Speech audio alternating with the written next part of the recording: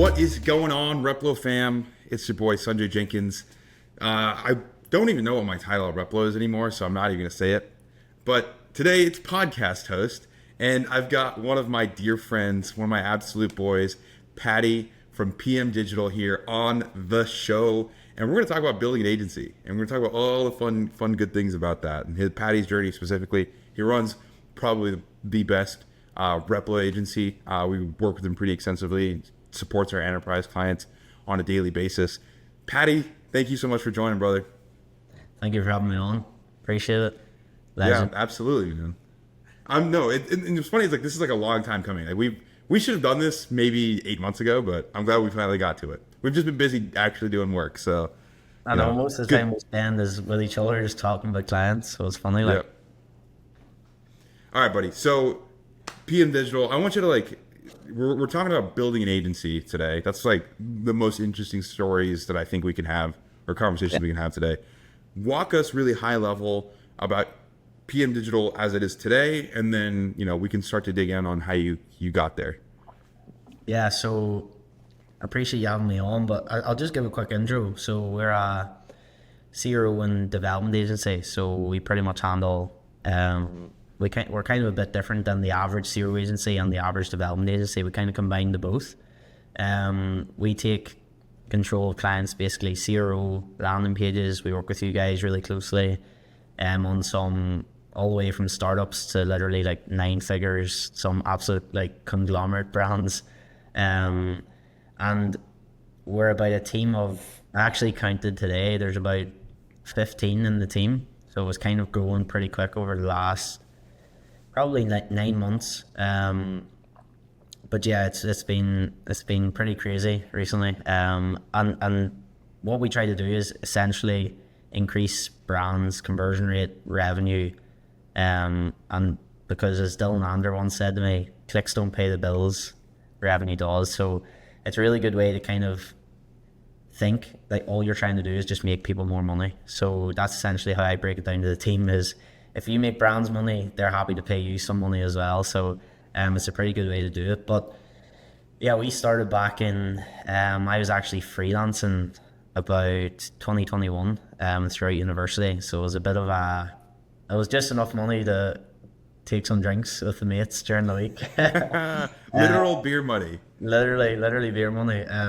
But it's funny because you're drinking with your mates, and then the next morning you're waking up and you're doing actual work for businessmen. It's a bit of like it's a bit of a funny one, but yeah, I started doing freelance with like local businesses more than anything, and then what ended up happening was done like the odd website. I wasn't really too wasn't a developer, but I could sort of understand it. I was always really good with technology, and then I just kind of fell into a mastermind that was happening really close by in Belfast. So shout out Paul Kennedy and those guys, Connor Sunderland, Paul Kennedy, Jordan O'Connor, really good friends of mine now, which is funny, but at the time I didn't know these guys, and I invested in this mastermind, and I was absolutely dead broke. Like when I say minus 500 odd in my account, paid 350 for this, like £350, so nearly like $500 for this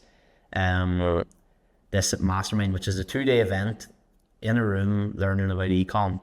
And I was going with just like organic social media content manager. That was literally all I was doing. So went with like no ecom experience and left just absolutely obsessed. But I got this feeling or this energy in the room that was just different. Like I just knew like I was surrounded by the right people.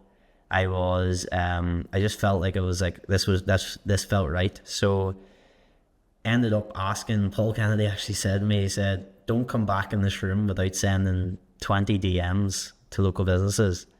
I don't think I sent 20. I think I sent about 10, but I actually did get work from it. So it just shows you when someone like believes in you and you back yourself, what can happen. But that's a whole nother story. And long and behold, ended up working with Paul, ended up working with some of his clients, some of the other fellas' clients, and just sort of fell into the right circles, invested in the agency, really, just constantly put money back in without understanding that that's what I was doing. And yeah, we landed some decent brand deals like Ferocity by Tyson Fury is probably our biggest one at the time. And then ever since, man, it's just been a bit of a whirlwind. Websites, new websites, managing, developing landing pages, working with your product for over a year and didn't even know you guys. And then I reached out and I was like, who is this guy on Twitter? And then we just started kicking it off, and it's just been mad since then. So it's been fun. It's been fun. It was a really great Twitter interaction because I think you had reached out, talked to, like, ask a question about our affiliate program. Yeah. And so you DM'd me on Twitter. And then I was like, yo, like, we got on a call. And then I was like, holy cow, like, this guy is probably like the goat of Replo right now. Like, he may know Replo better than some people on the team. Sure. And then, like, almost immediately, like, we plugged it into, like, our enterprise side, which was like, we were lucky because we were trying to find some really great partners. We got lucky to, like, find you when we did. But yeah, it was one of my favorite interactions on social media. Is I feel like randomly getting plugged in with you, and now we're talking every day. I know, man. It's crazy. I actually feel like I work with Replo. Just like, Yeah. we were constantly talking about new clients and managing, Crowbox and all of those really cool products that we're doing at the minute. And, for us, we get approached all the time. Like, softwares DM us like, hey, can we get a shout out for X amount? I don't do them because, like, it's probably just based off how you're raised, really, to be honest. Yeah. And you guys didn't ask me for anything. I didn't ask you for anything. I simply just like the product. And the team really matters to me. So there's we work with some subscription softwares. I'll not name them, but we work with one and their support is just amazing. And so is you guys. So I feel like that's, when the brand comes to us, we can't always be there. So if the support isn't even there for a software, and that's where I think Replo is the difference, is your product's great, you really care, the founder's a legend, the team's so good, the teams are legends, and yeah, it's been a good couple of months with you guys. If anyone's watching this episode, at this point, they probably have an idea of who I am. But most people don't really know Yushin, the CEO of Replo. And he's like ex-Uber, used to work at Uber, was like launched Uber Eats. Very, very talented engineer and really incredible thinker. And everyone thinks he's going to be like super, like, went through YC. Like, I don't know, people have a lot of different perceptions of who he is. My favorite, like, preconceived notion that people have of Yushin that isn't accurate is, like, they think that he might not be that cool or, like, very dry. And he's hilarious. He's like very much like a put the fries in the back, like, let's figure out how to make money. But he's like a GTM person, go to market, get the money, sales and marketing type guy first. Happens to be an incredible engineer, and he's super hilarious. So I appreciate you. Like, I remember you telling me about, like, when you met him, and that was like an experience. So I love. We don't sing his praises enough on this podcast. That's on me. But he's what a guy! I jumped on the call, and I was just walking around with, like, my phone on a call, and he was just like, "What's up, man?" And we just started, like, chatting, and it was just like the most unexpected, like, average software founder conversation ever. He was just so down to earth. He was such a cool guy, but he gave me some great business advice too, and he really actually cares. I'll actually tell you one better, which nobody really knows, is when I first started Replo, using Replo was like our first sort of like couple of clients, and I didn't, like, you do know what you're doing, but you're very vulnerable. Yeah. And I remember seeing this like app, Replo, and then you guys had a Slack channel. And the Slack channel was like the first time I've ever seen the Slack channel be very, like, managed by a founder. Yeah, it was so sick. And I used to live in that. I swear, I used to live in that. I'm not even making this up. And I remember he was in there. And I didn't get accepted the first time into the partnership now, I must say. But here we are. I must have a conversation with him about that.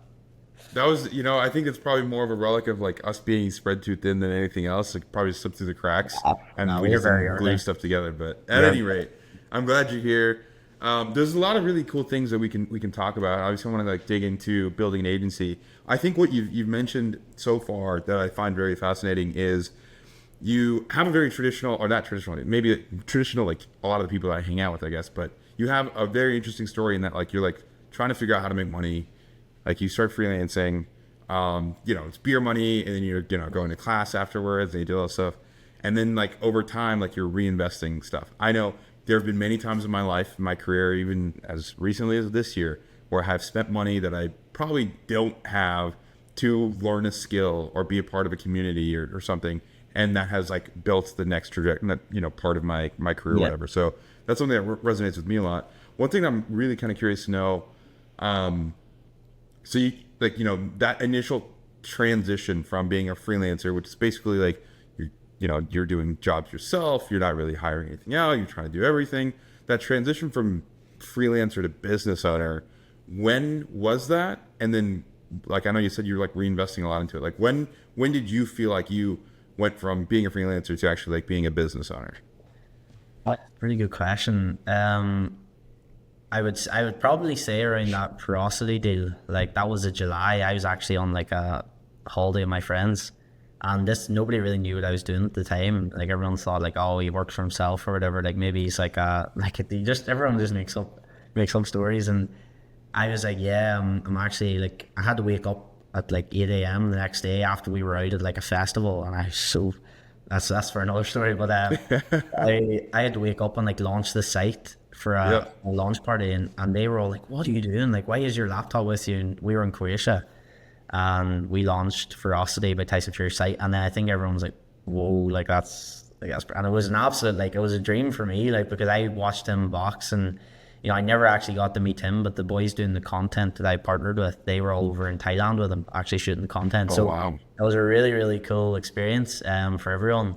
But I would probably say around that time, because I had people managing design and I had people managing development. Now I was still over like strategy and a lot of other things and very, very hands-on with all that. But probably then onwards, it started to feel like a bit of a business. I would say for the next like 6 months, and even still now, like you're still very, very hands-on if you care enough.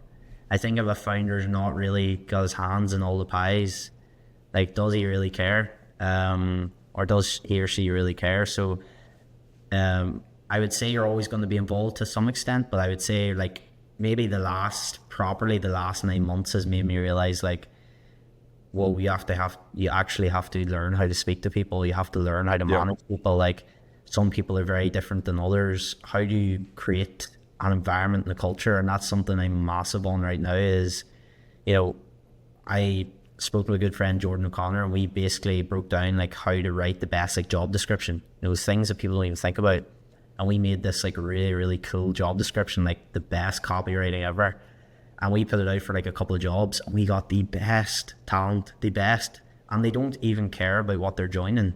As in, like, they're not going, hey, I want X amount of money. They're saying, I want to work here because I want to work in this environment where it's fun, it's hard, but it's rewarding. And it's like, I didn't realize how badly people were treated until like I started hiring for really big roles over the last It's 6 months. bad.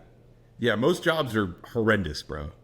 Man, that's crazy. I couldn't believe it. Like, I've worked in like a big, massive corporate like business before, but some of these people are actually treated like dogs, and like I just couldn't fathom it. And I got a message today actually from my developer, and he was like, it was actually nearly made me tear up, man. It was like something like I've never seen a leader like it. I hope PM Digital gets to 1 billion or something crazy. And I was just Hell like, yeah, dude. I was just like, oh man, there's no need. I'm I just love that. trying to like lead a team. But yeah, I would say just over the last couple of months, I really had to learn how to build, like, how to make people want to work for you, not that you need them in a way. And that's not like in a disrespectful way. That's just like, it attracts the right people. And we've had some really, really good hires, some bad, but mostly really, really good, to be fair, over the last couple of months. It's been pretty cool. I'm really proud of you, man. I think that like that moment when you hear like an employee of yours say stuff like that, it doesn't have to be going to Billy, but like anything of like they're bought into the bigger picture. I think it's really hard to do, and it's I'm grateful. I'm glad that you're there. That's fucking awesome. I think what's even funnier is this like job description thing, right? So as someone who has spent a good chunk of time in my career hiring, writing job descriptions, looking at job descriptions, I have been, and I will be very blunt about this, I have been very fortunate in my career to where all of my jobs have functionally either been like my own company or like I've known like the founder of the company or whatever, and like that's how I've kind of been put in. So I've not had to go through like the job description search in the same way that a lot of other folks have. I'm very lucky for that. But when I'm, hiring for someone or I'm helping a friend kind of figure out like what their application or the resume stuff should be, Yeah. like it's horrendous how these job descriptions are like, you can come work at a fast-paced environment. Like the moment you say fast-paced in something, I'm automatically like, yeah, you guys are probably slow as shit. Like you can't do anything. And so it's really easy if you're a hiring manager in any capacity, if to write a job description that doesn't suck. If one, you just have a bit of personality, and two, like you actually like do cool work. And I think there's always a way to make your work cool to anybody. But yeah, please, if there's one takeaway from the last little bit, make sure you write some decent job descriptions. Have ChatGPT help. Yeah, exactly. What we don't know as well is we don't like LinkedIn ads for like £10 a day or something, and then that filtered out like pre-filled questions. Pardon me, pre-filled questions, and then what we done then was when people applied, I sent them like a company document, and it was like the job description, but like really really flushed out with like memes and stuff and like gifs and all this. And they were like, people didn't even fill in the form. They were like, man, this is like, people were sending me like, this is the best thing I've ever read. And then I was like, thank you very much. Just fill in the form at the bottom. So like they had to go through this whole big company doc after applying already, after filling in questions, filling the whole company doc. And at the bottom was just a button to say like, apply here. And it was in this like really hard to see.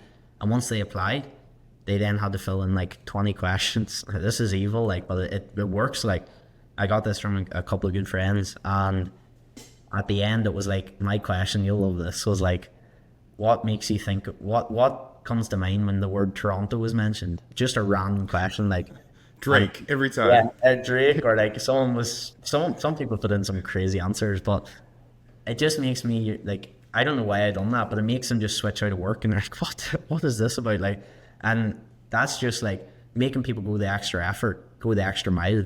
And as I say to all our staff is like, well, not staff, our team, I don't really like calling staff, is like our team is like, go 10% above and beyond what we're always asked to do.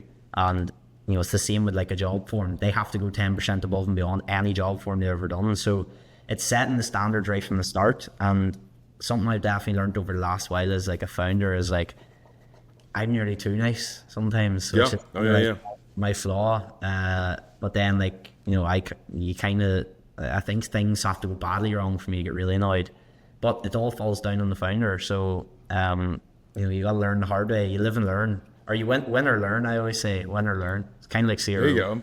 I mean, and if you win, you still learn. So it's like either way, it's a win. Exactly. Part of building an agency, there's a couple different things that we can go from here now. There are two areas that I want to focus on. Sales, like the growth function for an agency. Yeah. And then fulfillment. I think we'll end up talking a lot more about fulfillment. That's just what our conversations are on a day-to-day basis anyway. So it's like basically giving people the insight on what you and I talk about on a daily basis. But the sales side, we don't talk about as much. I know obviously like because we work with you, we do refer work to you, but your primary source of new business is all of the efforts, the referrals, the marketing that you're doing independently of that. So I want to just kind of like walk through what you would recommend, or like, what your kind of ideal setup is to grow the agency from a revenue and client perspective. I would say one of the things we really focused on would be actually like agency referrals. So like partnering up with really good friends, like actually making friends in the space. That's probably something I was just growing into. Like we have like, listen, we don't need to go into too much detail, but I was growing up in a family business and I was always exposed to businessmen and women in like big meeting rooms. So I was just always around that environment of like speaking to these people and like, simple things like introducing yourself with a handshake, like stuff people my age don't really know how to do anymore. It's wee watery handshakes, my dad always says, but like we always that's very true. Like a firm one. So it's something as simple as that that's kind of like not drilled into people. But that kind of then led into what I was going to talk about, is like being able to like just put yourself out there and go and talk to people that are way further than you and just be like, have normal conversations, kind of like what me and you did. And now look where we are. So doing simple things like that and actually being a good person, I feel like that's something that's not really looked at as agency founders, is like people are sometimes just don't really care. They just want the deal. Whereas if you show some actual care for a brand or a founder, or like treating a business like your own, they're always going to come back. So referrals has been a massive focus for us, accidentally, to be honest. The way we've kind of got it inbound has been, you know, through Twitter or LinkedIn or those different types of things, or like meeting people at events. So something I've invested quite a bit of money in. And it's been amazing. Like, as I said, the mastermind, I then actually went to an event the following year in May, and I was still not really doing too like unbelievable. Met some of the same people, so meeting them twice is nearly better than just meeting them once. Meeting them once, everyone's like, oh yeah, I kind of remember that guy, but you meet them a second time, you're like, oh, how's things? And you kind of get on that another personal level. So it's nearly like a DM. If you speak to them a couple of times, they're going to remember you for what you're good at. So you just got to put yourself out there. One thing we probably focus on, you know, over time, and it's not something you ever really get time as a founder to do, but is like sales assets. So if someone books a call with us, we have like pre emails that are sent out. Like, I found one actually from this guy on social media. I can't remember who it was, but he like sent out an FAQs email before the call. So I literally just say, watch this before you come on the call. And it's like literally 12 FAQs, and it's me answering them. And then I think another email goes out, and it's like a Loom, and it's me explaining CRO and development and what we're doing as an agency. And people comment on that. I get comments left on Loom, Paddy, this was great, or like, this is awesome. It's so funny when you do stuff like that, isn't it? It's what's crazy on the Loom thing, right? Like on YouTube, you're kind of like, okay, it makes sense it's on YouTube. But when you send Looms and people comment on the Looms, like I was going through some over the weekend, and I was like, why did someone write anything here? Like, you didn't have to. This is not like a two-way conversation. It didn't have to be, but you did. I appreciate when people do that. I will say what you're doing is something that very few agencies owners do. Very few agencies owners scrutinize their own business and their own funnel to the degree that they scrutinize their client's business. Yeah. Because if you were to go to a client and say, hey, when someone signs up for your email list, you should send them follow-up emails. If there's going to be an event or a sale that you're building up to, you should send them pre-qual, the FAQs. It answers the questions and overcomes the objections before they even have them or before they even realize for themselves. And if you're, or, you know, whatever, like, there's all these kind of things you do. Agency owners actually, in the aggregate, usually don't do that. The best agencies do. I'm glad you're doing it. But it's really simple. It's like, okay, recording a VSL, that's a video sales letter of you answering, you know, you explaining what your service is and then answering the FAQs. That alone is like 98% of what people are going to ask on a call anywhere, what you're going to come on a call anyway. And what's really nice is the people that do watch it, if you know, you really want to get people to watch these things, the people that do watch it, they actually basically have already been sold by the time they get to the call. Like, it's a true closing call. It reduces the number of steps in your funnel. Yeah. It's something that a lot of people should do. Very few people do. It's a piece of advice that I have to give myself all the time, actually. Definitely need to put, like, even ours needs work. Like, it's funny, I've recorded that 3 or 4 times, and you always go back when you like change your offer or you change something that you want to talk about. Yep. Realize like, oh, I have to change that, or like, it's actually really funny. This is so like random, but my father works for he got a new job, but he's like got us in to do work with them, and he texts me like, your video has sent to me twice, your video is too quick. So I'm like, oh no, there's me gonna have to change it again. He told me this yesterday, like, and I was just pissed myself, like, just so funny that he's had to reach out to me and be like, hey, this email sent to me, but I've already filled the form in and stuff. So that's funny. It just shows you, like, if you show it, your exclusion set. Yeah, exactly, man. You got it. Like, it's just a constant work of art. But one thing I have for anybody who's growing the agency, even if they're ahead of me, is like, nobody is perfect. Like, I recently paid for a mentor call literally on Friday, and I spoke to the guy, and he's exited 2 agencies. He's got a massive one right now. I'll not name who it is, but he's kind of in the same field as myself. And he openly was just giving me advice. And one thing he said is like, you're never satisfied. Like, there's a guy I watch on YouTube, Christian Guzman, and it's like, proud but never satisfied. And it's just like, it's such a good quote, because like, you can be proud, but you can never just sit and be like content with what you're doing or what you're happy with. And probably as a founder, you never are, because you're an entrepreneur. Yeah. It's a good one to always keep in mind. I like that one a lot. It's very easy to, I think the entrepreneurial types, and I would definitely file myself under that bucket as well. We just inherently, we just can't be satisfied. Wow. And there's a some degree of pathology there, and there's negativity. It's not always perfect, but it's actually Probably mental illness. it's definitely a mental illness. We are not normal whatsoever, but it's at the same time, like I think it's I would like to believe that in the aggregate, we as a type of people use that to better ourselves, better our own lives, and better the lives of those around us. So it's like with great power comes great responsibility. With this great mental illness of not being satisfied with anything ever, you help you grow your own business, you grow other people's businesses. Exactly. One thing that you said a while ago that's been really ringing in my brain was when you're running these agencies, when you're running an agency and you're trying to create value for your clients, and then if you do your job well, you can capture some of that value. I was actually right before this, I was watching a video from Daniel Fazio, the client ascension black hat wizard on Twitter. He was talking about selling any B2B offer, and that was like the one thing. And he's like, and this is something that I say a lot internally to the folks at Replo, but he said it on the beginning of the video, which is the goal of any offer, the goal of any business is to make another business, is to make money, and any offer should be designed to make money. So if you're like a UX UI designer, you can say, like it's going to increase user engagement. It's not to make money, it's to increase user engagement. Like, what's that user engagement for? It's so eventually they buy. Like, it's this they make more money. So every single thing that you do is to make more money. As you specifically, Patty, are thinking about the fulfillment side, what are the things that actually, let's start with this. What's like the number one mistake you've made on the fulfillment side while you're trying to help people make more money? What's like that's held you back? What's like the biggest thing that you've had to like overcome? That's a good question. I don't know where to start. There's so many. You constantly make mistakes. But one thing I'll even just pinpoint it down to like our type of service.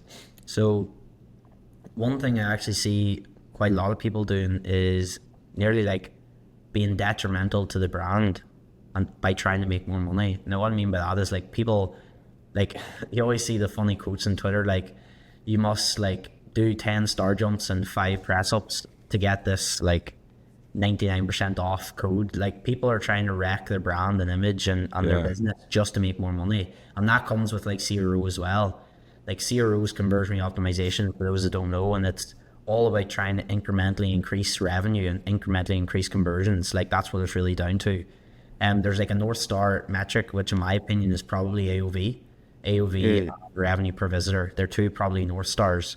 For example, we had a sales call today, and someone was like my conversion rate's 0.33, and and all of this, and I was like, okay, but what's your AOV? Hadn't looked at the website, my dad, and she said $900, and I was like, well, that's why like I think brands, and I know I'm kind of going off on a tangent here. I'll come back because it's relevant, but brands are too busy focusing on like trying to make loads of money when they're not really thinking about it's an overall arching funnel. And for us, it was always focusing on like the wrong levers to pull. And now I think we kind of have it dialed in. Like for example, if someone's joining us for CRO, some of the things we're doing is looking at their most visited pages, seeing what's breaking down in the funnel, seeing where we can make like not quick wins, because I hate that saying, but you're trying to look at what's really going to move the needle. Like a brands used to come to us and say like, oh, we want like big swings. I was like, man, that just doesn't work. Like the smallest changes result in the biggest wins. The bigger changes result in more or less a loss or very incremental wins. So that's something that we've had to learn, is the smaller the wins. Like for example, Replo, what are we doing? We're split testing headlines, split testing hero sections, those types of things in our CRO program. They're the needle movers. You're not always trying to create like 600 new landing pages as such, which brand owners seem to get fascinated on. Like use Replo, build like your 10 fundamental ones, use their new analytics tools, start looking at all the data, all the AOV, all the conversion rates, what's driving the highest revenue per visitor. And over time, you'll start to look at what's actually the best overall and across all metrics, not just the one. And then you start to improve them, slow changes using Replo or any A/B testing tool, and you'll over time make more money rather than brands go for massive changes.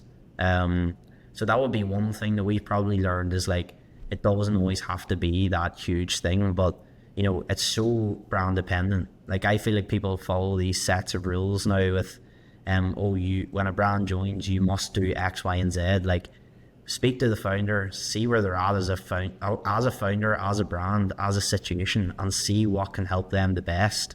Like we recently were joined with a brand, we'll not mention names or anything, but like they were in a sticky situation and they wanted to like try and fix things pretty quick. So they were like, this is what we have at the minute. We were like, okay, here's a couple of landing pages we could probably do. Here's a couple of fixes we could probably do across the board. Like, hopefully this will set you up in a way which you can then start to really hit or fix the things that aren't working. And you're not going to get it 100% right, but if you do it calculated, you're probably going to have a better chance of getting a brand some form of ROI. And that's what it's down to at the end of the day. Like, if you communicate well and you get an ROI, you're probably going to have a long-term relationship. And that's sort of what we try to stand on. Dude, there's so many incredible nuggets that you dropped in there. I don't even know where to dissect. But really, one thing I was to say, I guess, like as a funny, it is really fascinating. You said you're talking about, like, you know, people wanting 600 landing pages when they start. I'm like, I've never fully understood this. I can understand logically why people would think that's like a valuable thing, but really, you to your point, you need like 5 to 10 really good ones to start, and then start testing from there. You can do the iterations. Like, you get to 600 by doing iterations of core, like 5 core pages. Yeah. You don't really need 600 bespoke designs running at the same time. Yeah. The way I kind of look at it though is they're shiny object syndrome. Like they're all yours, you know what I mean? They want like, oh, make me this fancy new thing, and you're like, it's very, very hard. And I never used to do it. I used to just let the founder tell us what they wanted. But, you know, when you get to a certain level of confidence or whatever, you have to start to be able to back your product and say to people, listen, I don't agree with what you're telling me. You know, we're the CRO specialists here. Let us give you advice.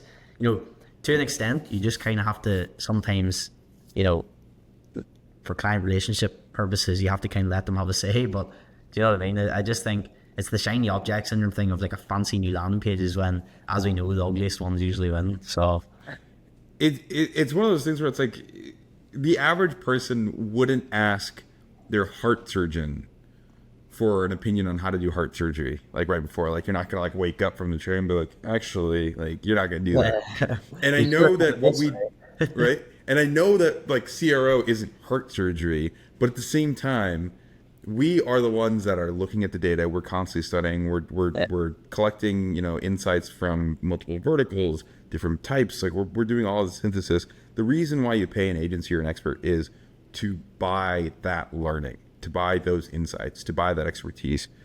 And I'm not saying that brands aren't allowed to have opinions or have data or specific knowledge about their business. That's obviously, you know, like not the case in any way.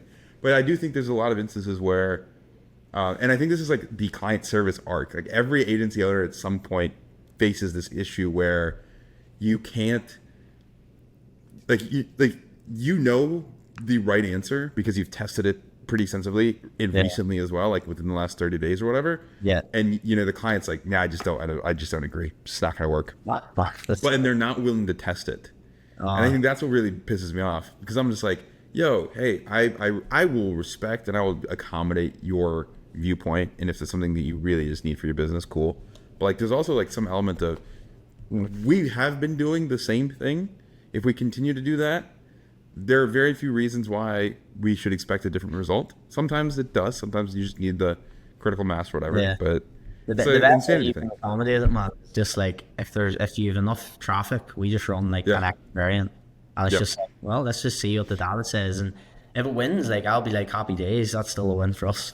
I just think sometimes, like, and something we've actually really started doing is we've really tried to educate people now. So literally only over the last couple of weeks is we've been sending loads of looms and like over explaining why we're doing things. And you'll actually just fundamentally understand there's a couple of things you have to do as an agency, and it's speak to them regularly, update them and educate them, and over time they'll just start to really just let you do what you can do. And for me, it's kind of like, I got the question the other day from a founder. I was like, why wouldn't I just go set up my own CRO agency? or CRO like department. And I was like, well, first of all, you're probably going to hire in the US. You're probably going to go and have to get a CRO specialist, a dev, a QA specialist, a designer that all have worked within CRO, that are all good, by the way, which is very, very hard to find in this industry, that all understand ecom as well, that have all worked on the one platform. There's so many variables to this that brand owners just don't think about, but that's why you hire like an agency, is the fact that, first of all, you're buying back your time. You don't have to manage the employees. If you be brutal about it, they can be cut within, 14, 30 days if you're not a shark and don't sign them up to 12-month contracts, which we don't, and I never probably will. But I've heard of the horror stories. However, Sure. there's a lot of benefits to certainly, getting an agency that's specialized. And I truly believe you get the niche agencies, you get the boutique ones that are specialized in one thing. Yeah. And that'll then get you longer results as a founder, in my opinion. Yeah, there's a whole, probably separate episode of us talking about how to hire a great agency. I think that would actually be a pretty interesting topic to cover. It would be great. Patty, we're coming up on time, man. Before we jump, I want to ask a couple different questions that I think I try to ask everybody. The first one is actually one of my favorites, which is, if you could go back in time to meet a younger Patty and give younger Patty, maybe at the start of the journey, some advice, what would you say? Good on there. That's a tough one, man.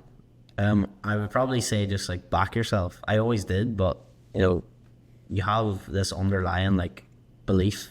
I don't know where it comes from or where it is, but like you just do, and it's so funny. Like anxiety, like people get anxiety, and I would get it as a founder. Like I'm sure everyone does, and like stuff doesn't go right, but that sort of thing actually keeps you going as a founder because it makes you improve your product and improve your service. So I would probably just say stick in your lane, stick in your own lane, find one thing quicker. If I had found CRO in 2021, like game over, like I'd have exited by now. But I'm fine with where we're at. But that would probably be one thing. I can't say I would change anything, to be honest. I think you do everything for a reason. Everything happens for a reason.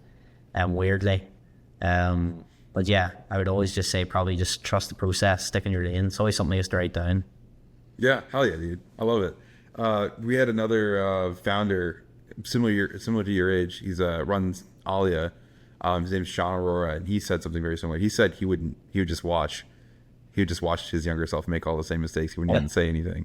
So that was pretty funny. But no, I love your advice. I think I would, like backing yourself is a pretty big thing.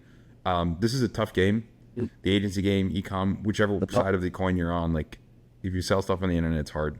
It's one of the hardest business models, actually, in my opinion. It's not saying that it's definitely one of the hardest. Yeah, and so back yourself. Have that confidence. I think it's fantastic. Very last question for the present day, for the people that are listening that are thinking about starting an agency, or maybe they're thinking about hiring an agency. What advice would actually for people who are building an agency? What advice would you give to the other agency operators out there? Invest in good talent. Hire good people. So hire based on culture fit. Don't hire hire based on a base level skill, but hire based off like culture. Someone actually gave me advice, and it was like interview them and then come back. Interview like 5 people, 10 people. Come back, speak to them. Come back, give them a task, and then speak to them as a person. If you get on with them, then they're going to fit into your team. Find a niche skill and stay with it. Don't jump. And then pay people in front of you. So that's something I'm massive on, is go to people that have done it because they've proven that it can work. Ask them for advice. I literally say to them, what's one thing you wish you'd done sooner? I say that to every single person I speak to. And they just give you a gem because they wish someone said it to them. So it's just a really good thing. Surround yourself with good people. I love it, dude. All right, brother. Well, we're going to make sure that we have links to your Twitter, to your website, to your LinkedIn in the show notes, wherever this goes out. Actually, do you want to plug anything before? You want to plug your own website? Plug anything? pmdigitaldesign.com. See your own development agency, any brands, hit me up. I'll chat to you. Yeah, and if you need a direct intro, just email me. I'll be happy to make it. Yeah. Patty, love you, brother. Thank you so much for jumping on. We're going to do another one of these soon. It's a pleasure. You're a legend. You are too. All right. We'll catch you on the next one.